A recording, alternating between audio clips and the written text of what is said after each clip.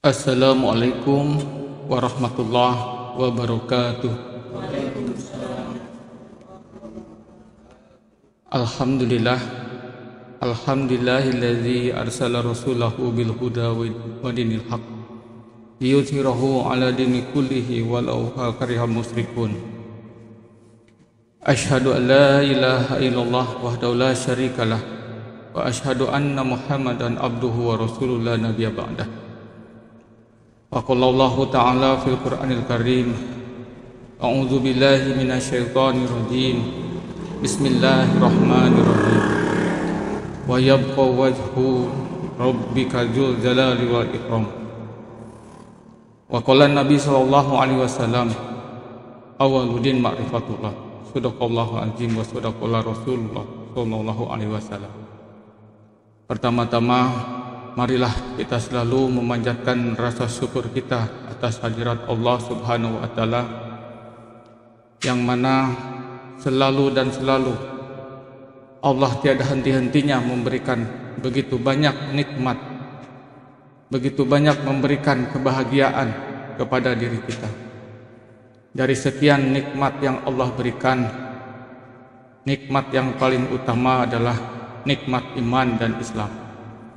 Semoga begitu rasa yang kita jalani sekarang ini, datangnya ke tempat ini hanya semata-mata bentuk atas pertolongan dan kasih sayang Allah semata.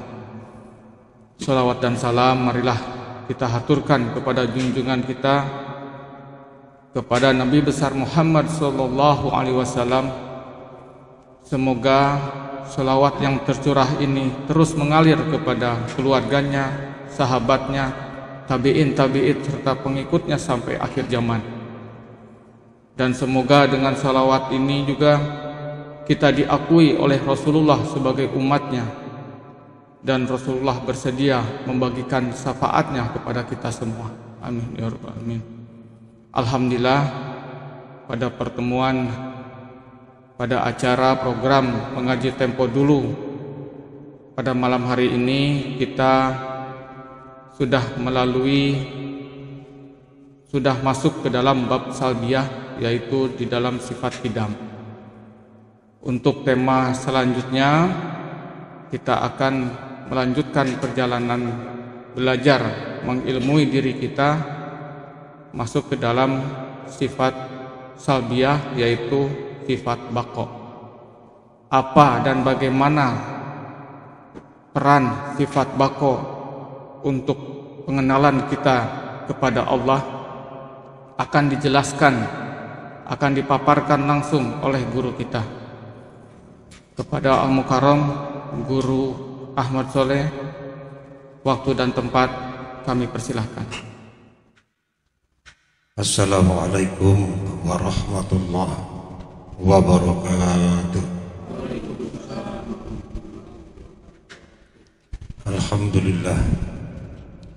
Alhamdulillahilladzi hadana li hadza wa ma kunna linahtadiya laula an hadana Allah.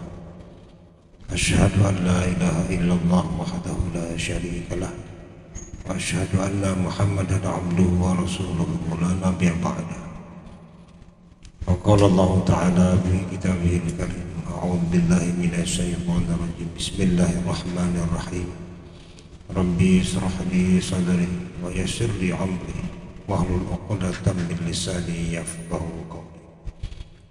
Shadaqallahul azim.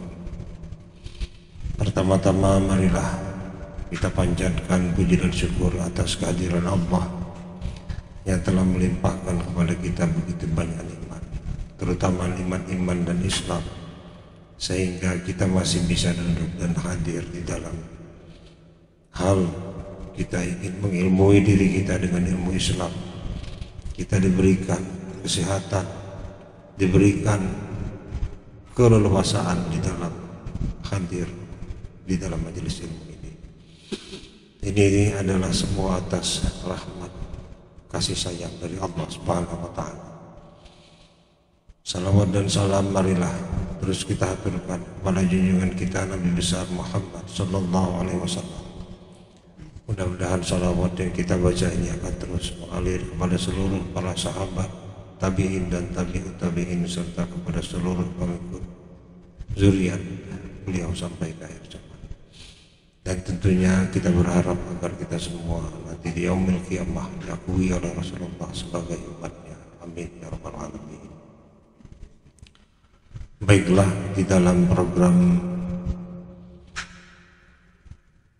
mengaji tempo dulu yang seperti mana sudah dijelaskan di episode yang kemarin, mengapa sampai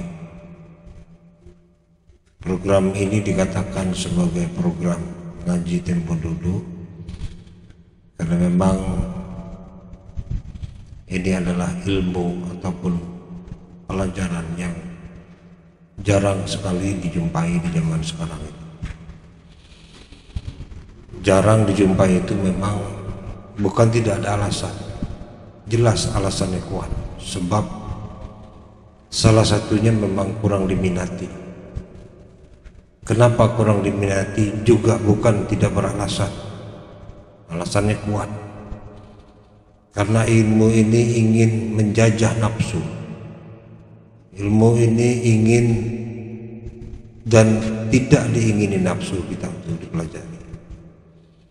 Karena nafsu yang ada di dalam diri kita secara umum itu digambarkan di dalam Al-Quran. Bismillahirrahmanirrahim. Inna nafsa amaratun bisu. Jadi sesungguhnya nafsu amarah itu selalu menjurus kepada keburukan. Jadi apabila ilmu ini ingin mengajak kita kepada kebaikan, sementara nafsu yang ada di dalam diri kita secara naturalnya adalah selalu ingin menjurus kepada keburukan, maka memang gak bakal nyambung sampai kapanpun. Maka tidak sedikit, jangankan orang-orang yang masih belum belajar, yang sudah belajar saja tidak sedikit yang tumbang. Dan ini lagi-lagi kita tinggal menghitung waktu, tinggal menghitung detik-detik waktu. Sesiapa saja yang memang bakal bertahan. Karena memang lagi-lagi, sekali lagi saya sampaikan, jarang yang tahan, jarang yang tahan dihempas dengan gelombang, dan jarang yang tahan memang diberi ujian-ujian. Sebab lagi-lagi itu adalah kemauan dari hawa nafsu, yang disebut hawa nafsu jahat kita kan. Maka barang siapa yang ingin memperbaiki ataupun yang menginginkan nafsunya dikasihi oleh Allah dan disayang oleh Allah, maka inilah pelajaran yang ingin kita tempuh. Baiklah, di dalam episode yang telah lalu kita sampai kepada bab sifat salbiyah, yaitu sifat kidah, di mana sifat salbiyah itu sudah jelas adalah sifat yang menanggalkan, menepikan, meniadakan barang yang tiada layak pada diri Allah. Nah, kita sudah melakukan perjalanan sampai kepada bab sifat salbiyah yang pertama, yaitu kidah. Ada apa di dalam perjalanan ini sebenarnya? Sebenarnya di dalam perjalanan inilah, yaitu perjalanan untuk menuju kepada Allah. Seperti mana halnya yang ingin ditempuh oleh rohani kita. Rohani kita atau ruh kita tadi di alam di alam ruh kita tadi itu nggak mengenal jasad kita. Jadi nggak usah diperdebatkan lagi lah. Jadi nggak usah dibuat pembodohan-pembodohan yang memang bodoh, ya. Jadi nggak usah ngomong tentang masalah zahir-zahir dulu.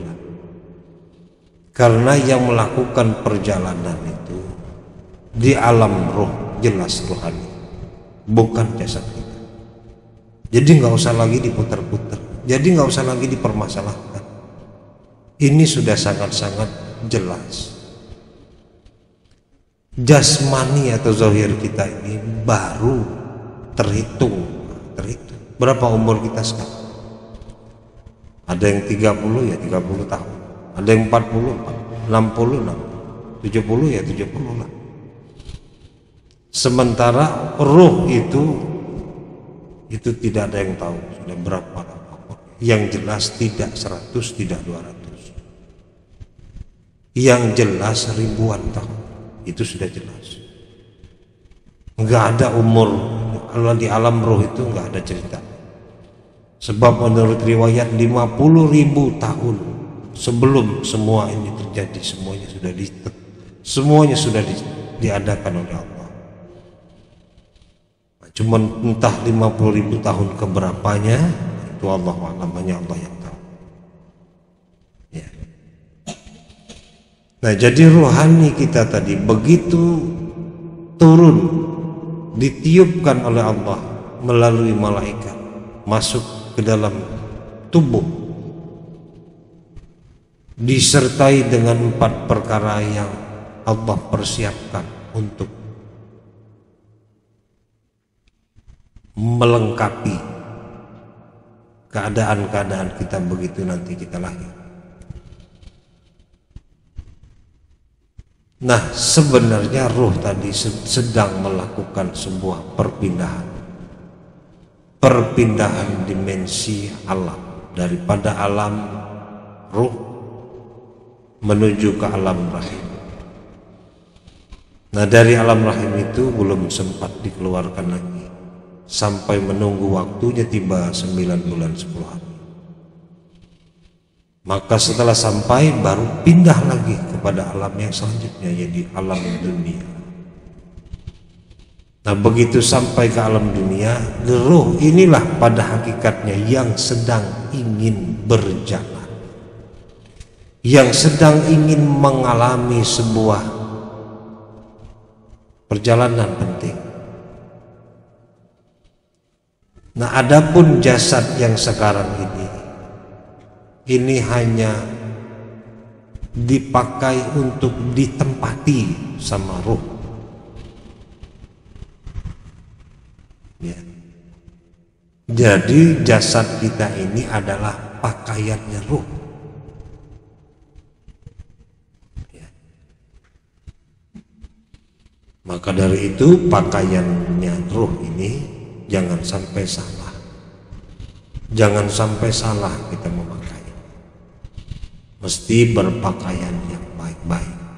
Jangan berpakaian yang aneh-aneh, yang tidak sesuai dengan apa yang Allah dan Rasulnya kehendaki. Maka perjalanan tadi sekali lagi, begitu kita sampai ke dunia, bayangkan, apakah setiap orang itu diizinkan, ditentukan Allah untuk melakukan perjalanan, untuk bertemu kepada Allah? Tentu saja tidak. Melihat dari kenyataannya, bagaimana untuk diberi ketentuan untuk bertemu kepada Allah, jalannya saja tidak kelihatan. Apa jalannya untuk bertemu kepada Allah? Kalau tidak bil ilmi, tidak dengan ilmi, tidak dengan ilmu, maka dengan apa lagi? Rasulullah itu jalan, dan apa yang dimiliki Rasulullah itu adalah ilmu. Jasad Rasulullah sudah selesai, sudah tidak ada lagi sekarang. Yang tinggal hanyalah keruhaninya Rasulullah yang masih terus menyelimuti kita sampai sekarang ini dengan nubuah keilmuannya. Maka berjalan ruh tadi tidak di setiap orang diberi kesempatan untuk dapat. Maka perjalanan menuntut ilmu tauhid masuk ke dalam sifat 20 ini adalah perjalanan di mana ruh tadi ingin mengenal Allah Subhanahu wa Ta'ala. Jadi berbahagialah dan bersyukurlah apabila ruhani kita tadi diberi oleh Allah petunjuk dan jalan untuk menemui. Barang siapa yang tidak kenal kepada Allah di dunia ini, maka sudah jelas dia akan tersesat nanti di akhir.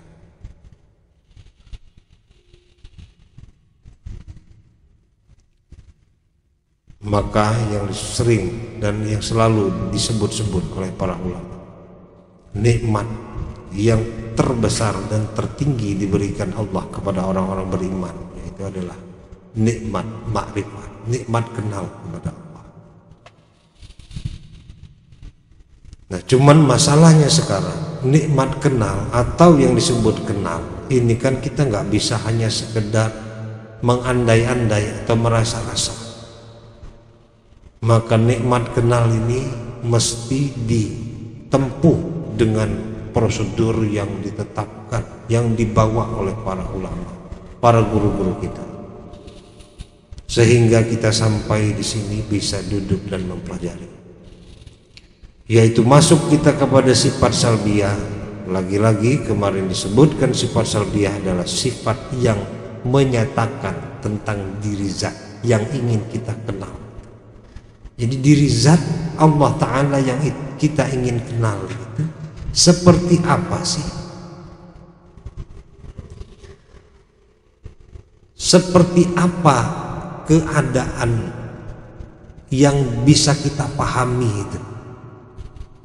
Supaya apa kita bisa mengetahui keadaannya tadi? Untuk apa gunanya? Supaya jangan sampai kita samakan dengan yang lain, terutama yang paling berbahaya,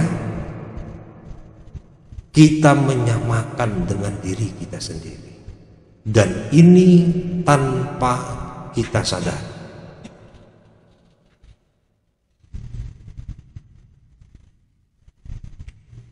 Begitu kita tidak pernah menyangka dan tidak pernah mengira bahwa kita tidak pernah menyekutukan Allah.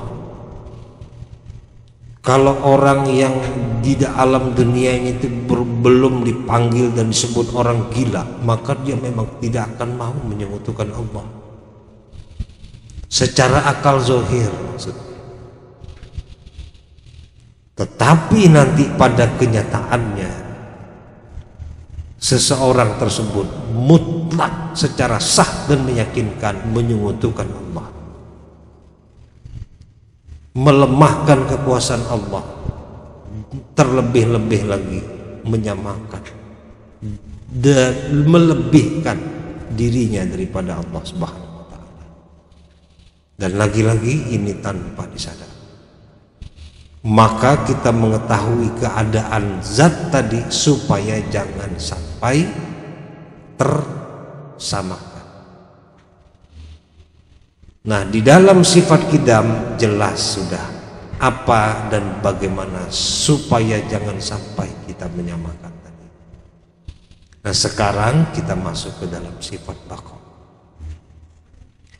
Nah, mengenal Allah Ta'ala di dalam sifat salbiyah ini sebenarnya tidak berbeda dengan sifat yang lain. Tidak berbedanya dalam sisi apa? Dalam sisi paksaan. Artinya kita belajar mengenal Allah itu tidak dipaksa untuk meyakini zat Allah itu ada atau tidak di dalam sifat nafsiyah, tetapi diharapkan kita bukan terpaksa, tetapi sudah sepantasnya kita mengakui. Nah, maka dituntun para ulama bagaimana cara akal kita berpikir supaya kita menjadi seseorang yang sudah sepantasnya mengakui keberadaan Allah Subhanahu wa Ta'ala. Nah, begitu di dalam sifat salbiyah pun demikian, tidak ada paksaan. Jadi di dalam sifat salbiyah ini kita dituntun untuk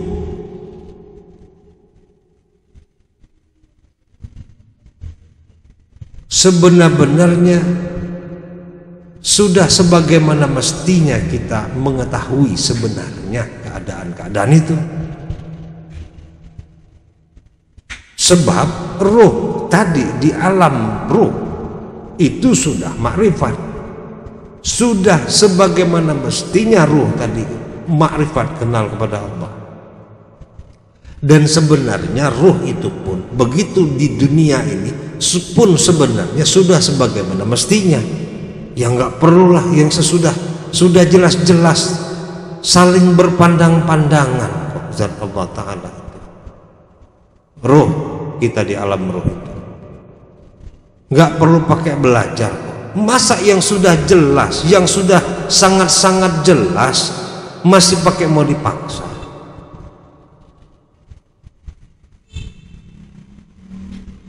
Merasakan nikmatnya memandang zat Allah di alam ruh itu, bagai layaknya nanti orang-orang yang beriman yang masuk ke dalam surga dan menyaksikan dan mendengarkan Allah Ta'ala membacakan surat Ar-Rahman.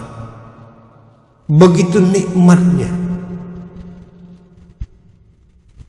para orang-orang yang memandang ciptaan Allah saja, umpama Nabi Yusuf alaihissalam diberi Allah sedikit nikmat atas pandangan-pandangan itu, maka tak sandarkan lagi, habis sudah sampai daging dan tulang para wanita-wanita yang memandang Nabi Yusuf teriris habis. Itu memandang yang diciptakan Allah Subhanahu wa Ta'ala,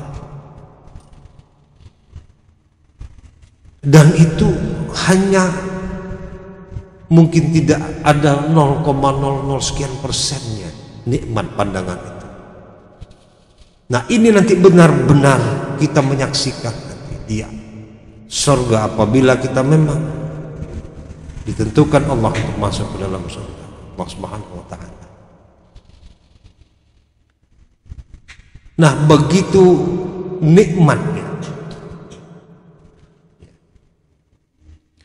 Nah demikian juga begitu saat di alam dunia ini ruh tadi sebenarnya menginginkan lagi sebuah bentuk kenikmatan yang tersaksikan di alam ruh tadi. Kok mau dipaksa? Untuk menikmati sesuatu yang nikmat kok mesti dipaksa ya? Di mana akal sehat kita? Sungguh-sungguh kita tidak menggunakan akal sehat. Maka barang siapa sebenarnya yang tidak mau dan tidak bisa mengenal Allah sebenarnya tidaklah punya akal yang sehat sebenarnya. Maka di dalam sifat baqa ini diperjelas masing-masing keadaan-keadaan yang ingin kita kenali. Jelas di dalam sifat qidam, dan sekarang kita lihat dari sisi sifat baqa. Bagaimana keadaan zat Allah di dalam sifat baqa? Nah, di dalam hafalannya baqa artinya kekal, mustahil binasa, dan wajib zat Allah Ta'ala kekal. Nah, tanda zat Allah Ta'ala kekal itu ada dalil akli dan dalil aklinya. Dalil akli tiap-tiap barang baru binasa. Mustahil yang mengatakan bersamaan. Tentu zat Allah Ta'ala kekal atau tidak mempunyai kesudahan. Nah dalil naklinya menunjukkan Bismillahirrahmanirrahim, wa yabqa wajhu rabbika dzul jalali wal ikram, yang artinya kekal zat Allah Ta'ala ya Muhammad, yang mempunyai kebesaran dan kemuliaan. Maka dengan hukum inilah aku mengatakan wajib zat Allah Ta'ala kekal. Nah, itulah tekstual hafalan yang mesti kita hafal. Kenapa Ustaz? Kenapa sih guru mesti dihafal? Karena ilmu itu fisudur, ilmu itu tempatnya di dalam dada. Layaknya Rasulullah menerima amanah dari Allah atas Al-Quran itu, tidak ada Al-Quran itu di dalam kitab seperti sekarang. Al-Quran itu berada di dadanya Rasulullah. Maka ini tidak dibuat-buat dan tidak direkayasa. Mengapa kita mesti menempuh jalur ini? Bukan mesti dipaksa kok, bukan mesti takut-takut datang sini kok guru nggak hafal guru. Jangan naruh muka di mana sama guru dong. Naruh muka sama Allah di mana? Ya, kita nggak disuruh hafal 30 juz kok. Ya, 1 juz juga enggak kok. Enggak ada di sini. Ada nggak disuruh ngapal 1 juz, 2 juz? Enggak ada kan?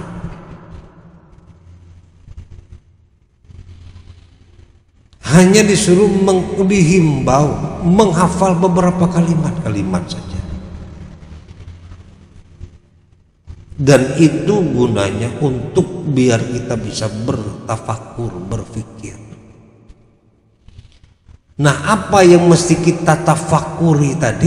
Ya tadi, bako artinya kekal, mustahil binasa, wajib zat Allah Ta'ala kekal. Mikir jadinya kita tadi. Dengan pernyataan itu kita jadi mikir. Sebab apa? Sebab ini kan lagi-lagi kita nggak mau dipaksa. Untuk meyakininya itu nggak mau dipaksa. Maka mikir. Bako artinya kekal, yaitu zat Allah itu kekal, mustahil binasa dan wajib zat Allah Ta'ala kekal itu. Ini gimana ceritanya kita bisa terpahamkan dan bisa mesti meyakini itu. Nah, pernyataan inilah yang memancing kita untuk berpikir. Kok bisa-bisanya sih langsung kita disuruh wajib zat Allah Ta'ala kekal? Kok bisa-bisanya gitu? Maka para ulama memberikan lagi tuntunan kepada kita melalui yang tadi yang sudah kita bacakan. Ada dalil akli, tanda zat Allah Ta'ala itu kekal. Itu ada dalil. Maka kita diperintahkan itu untuk memperhatikan tanda-tanda kekuasaan Allah. Maka tanda-tanda zat Allah Ta'ala kekal ada dalil akli. Nah, apa maksud ada dalil akli? Ada petunjuk yang sesuai dengan akalmu, kira-kira begitu bahasanya sudah. Jadi tidak akan mungkin diberikan dalil petunjuk ini kalau tidak sesuai dengan akal. Nah, sebab kita mengenal Allah ingin melalui akal terlebih dahulu. Supaya apa? Supaya masuk akal. Kenapa masuk akal? Sebab yang ingin kita pikirkan ini adalah mahdas, makhluk, barang nyata.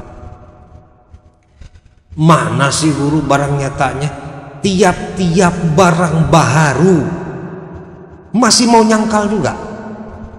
Masih tidak percaya. Barang baharu itu apa? Barang baharu adalah barang yang diciptakan Allah. Tiap-tiap barang baru binasa. Jadi mikirnya nggak usah jauh-jauh dulu kemana-mana. Barang baru yang diciptakan tuh ya diri kita sendiri lah, kita lihat dulu lah. Capek-capek ngelihat kambing, ngelihat setan, ngelihat lain-lain, capek lah. Yang dekat-dekat dulu dengan kita, perhatikan dulu, lihat, cek dulu. Apakah kita ini bukan barang, bukan makhluk yang diciptakan Allah? Tentu saja tidak. Kita adalah makhluk yang diciptakan Allah. Lihat, salah satu daripada tiap-tiap tadi ya kita binasa. Benar enggak kita binasa? Benar atau tidak? Tafakurkan terlebih dahulu. Kebenarannya itu iya atau tidak, itu ditafakurkan terlebih dahulu. Tetapi kalau kita tidak hafal, apa yang mesti kita pikirkan, apa yang mesti kita tafakurkan. Jadi menghafal itu bukan sebenarnya disuruh guru-guru juga, enggak gitu juga ya. Sudah semestinya kalau kita mau berpikir. Jadi kalau mau menjadi orang yang berakal, berpikir, wa yatafakkaru ulul albab, maka sudah selayaknya ilmu itu berada di dalam dada.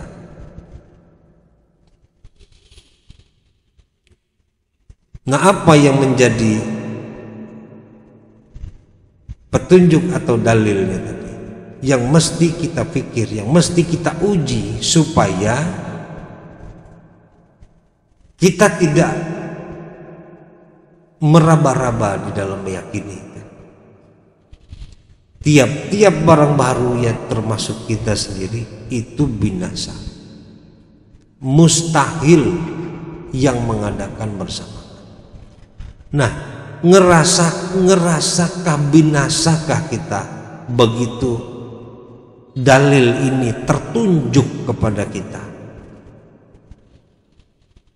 Berarti kalau memang kita merasa bakal binasa atau binasa suatu saat, berarti baru kita bisa nyambung kepada perkara mustahil. Mustahil yang mengadakan bersamaan. Sebab yang mengadakan ini mesti berbeda, mesti masuk ke dalam kaidah salbiyah. Apa kaidah salbiyah? Yang ditanggalkan, yang ditepikan, yang ditiadakan. Apa yang ditiadakan, ditanggalkan, ditepikan tadi? Bentuk-bentuk kesamaan keadaannya dengan barang baharu tadi. Sehingga begitu kita terlihat dengan diri kita bagaimana keadaannya, otomatis akal kita bisa teranalisa dengan sendirinya bahwa mustahil yang mengadakan bersamaan. Kenapa mesti tertolak terus menerus? Sebab kalau di dalam sifat salbiyah ini, di dalam sifat bako ini tidak tertolak, maka kita sekarang ini, makhluk ini tidak bakal pernah ada.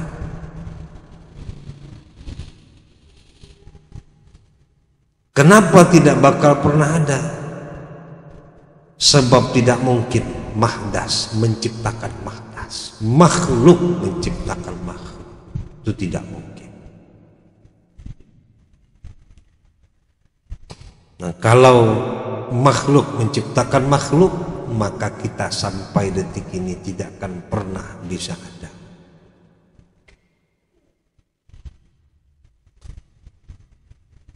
Nah, maka terjadi perbedaan tadilah dengan yang disebut mustahil yang mengadakan bersamaan, maka di situ menjadi jelas dengan akal kita yang sudah tertunjuk oleh tiap-tiap barang yang baru binasa. Ya, tiap-tiap barang yang diciptakan binasa. Berarti yang menciptakan bagaimana?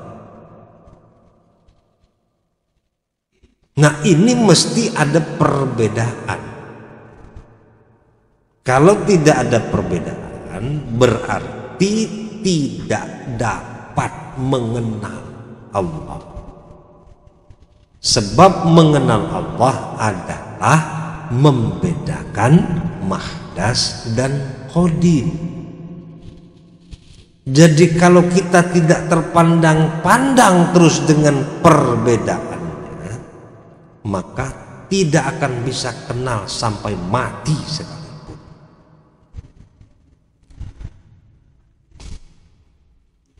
Nah, maka akal tadi dituntun untuk melihat, mengenal, benarkah diri kita yang diciptakan ini bakal binasa.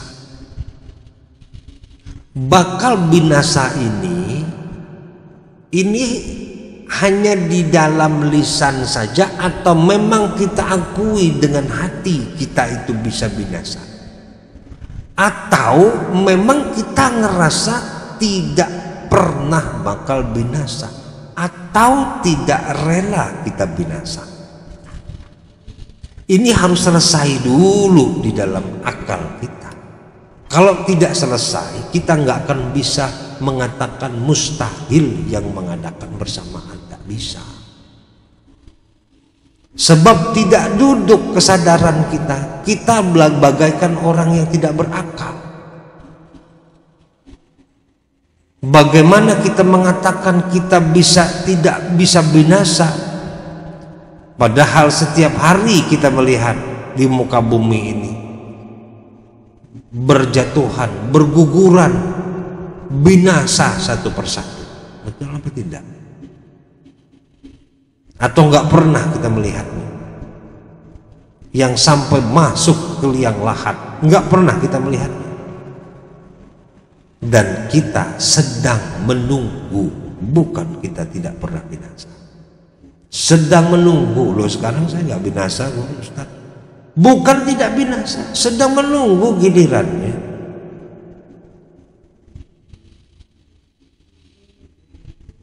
Ya, maka setelah duduk di dalam akal kita, baru kita bisa mengatakan mustahil yang mengadakan bersama. Itu mesti akal kita sendiri yang mengatakan itu dengan penuh kesadaran. Nah, tadi ngatakan kita bakal binasa, sadar enggak? Atau lagi tidur? Atau lagi mabuk? Atau memang merasa tidak bakal pernah bisa mati lagi? Mana coba kesadarannya? Apa yang dirasakan?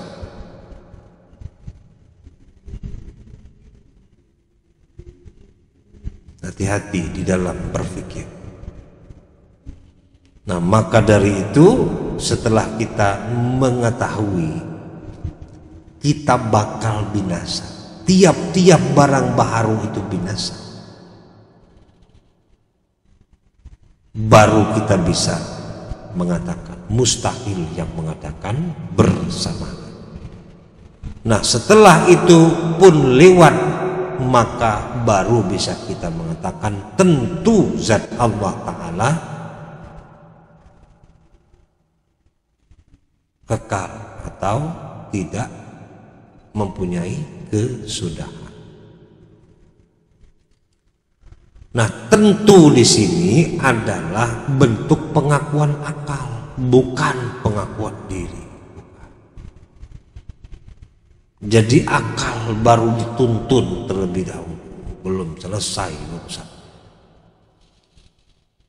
Maka mufakat kepada hak atau tidak kita bakal binasa itu tergantung kepada akal kita itu sehat atau tidak, sempurna atau tidak.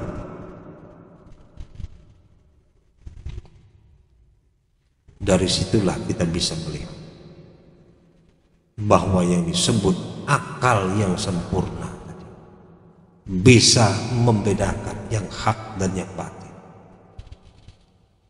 bisa membedakan bakal binasa atau tidak. Sebab tidak ada satu makhluk pun yang akan lolos daripada kebinasaan. Namun demikian, memang Allah ada yang tidak perlu membinasakan, makhluk yang diciptakan.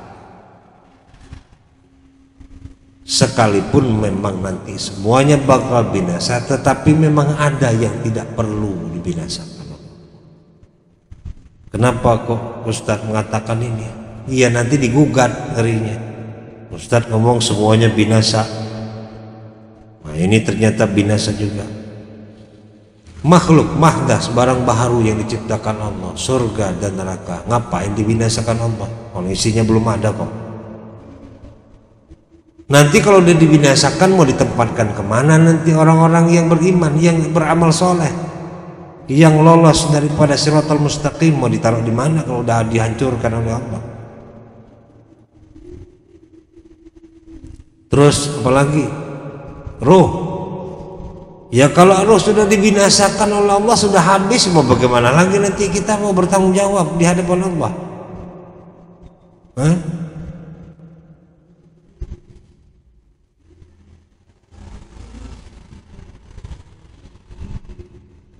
Terus sulbi, tulang sulbi kita. Nah itu juga tidak dibinasakan oleh Allah. Sebab dari tulang sulbi itulah nanti begitu di padang mahsyar dia akan tumbuh bagai macam, pernah tahu toge, macam toge. Nah, tumbuh naik. Nah itu ada beberapa perkara, hal-hal yang memang tidak perlu dibinasakan oleh Allah. Sebab mereka nanti akan mengalami sebuah bentuk-bentuk perjalanan. Nah selain itu semuanya habis binasa. Nah ini semua mesti duduk dulu di dalam akal, di dalam akal yang sempurna kita. Biar kita bisa mengakuinya dengan secara sadar, secara ikhlas.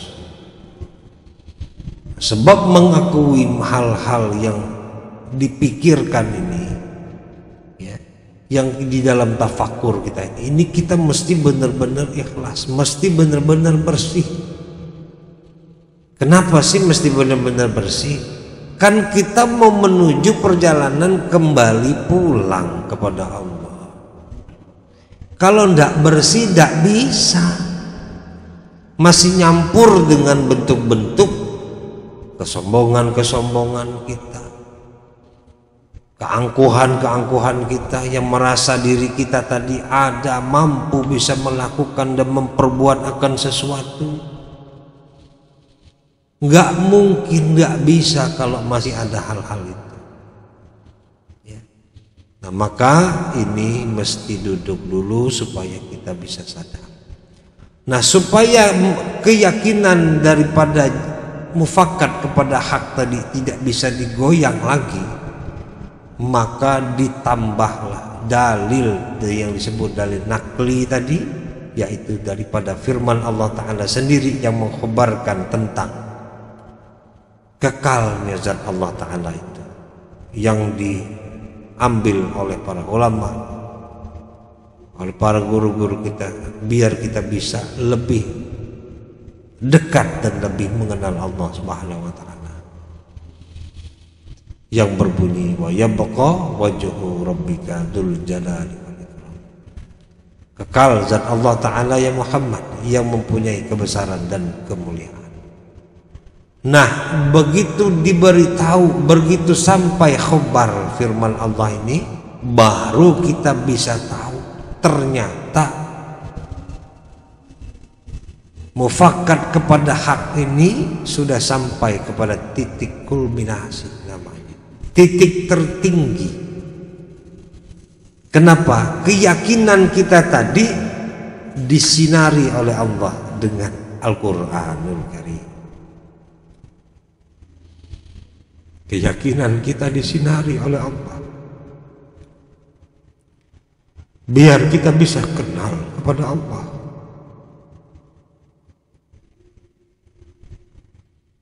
Sebab tidak mudah mengenal Allah tanpa kasih sayang dan pertolongan Allah.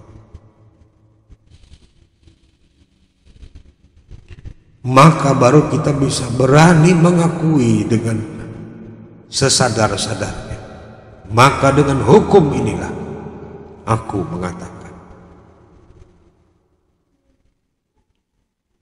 Maka dengan hukum inilah aku mengatakan. Wajib.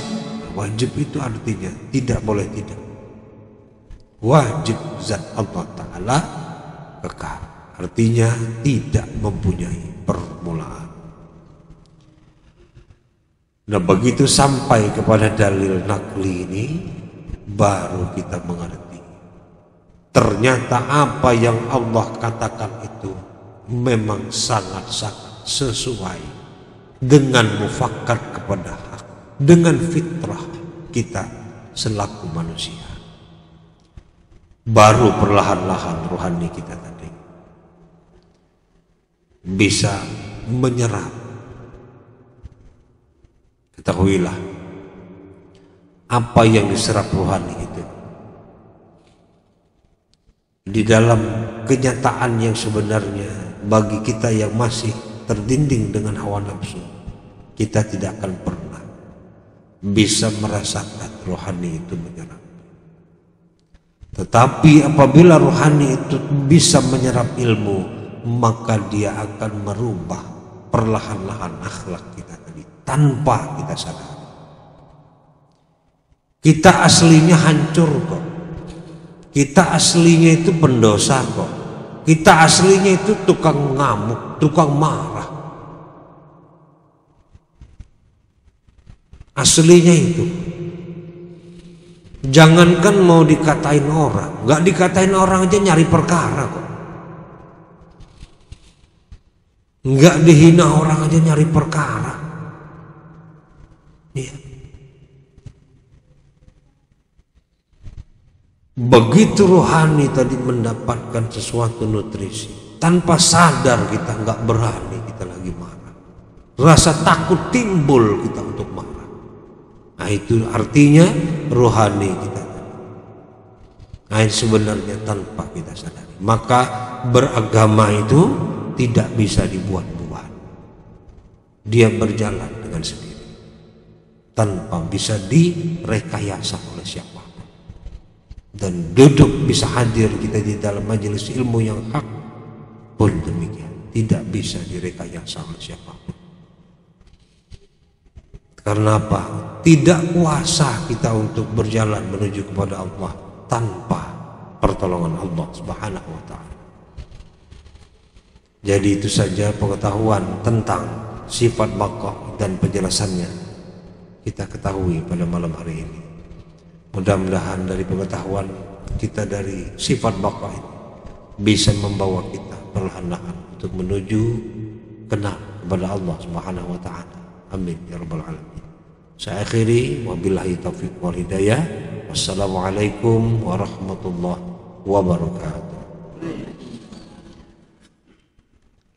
Alhamdulillah, kita sudah sampai di penghujung acara mengaji tempo dulu, yang mana di dalam penjelasan yang kita simak bersama-sama, penjelasan dari guru kita tentang sifat salbiyah yang berisi sifat yang kedua, yaitu sifat baqo, maka kita dituntun, akal kita dituntun untuk bisa menyadari, untuk mengenal Allah dengan tiada paksaan, dengan penuh kesadaran bahwa memang sudah sepantasnya lah kita untuk bisa mengenal Allah. Dan untuk mengenal Allah ini hanya semata-mata atas bentuk kasih sayang dan pertolongan Allah. Dan semoga kita semua bisa terus istiqomah di dalam menjalankan atau ingin mengilmui diri kita, atau ingin memberikan asupan ke dalam rohani kita, selalu memohon kemudahan supaya kita bisa hadir ke tempat majelis ini. Saya akhiri, usikum binafsih bitaqullah, la haula wa la quwata illa billah. Wassalamualaikum warahmatullahi wabarakatuh.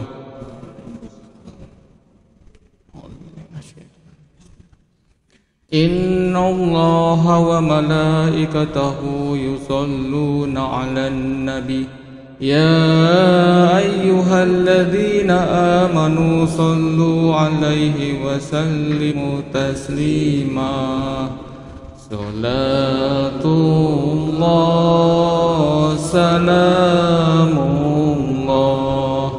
ala Taha Rasulillah. Salatullah salamullah ala Yasin Habibillah. Tawassalna bismillah wa birhadi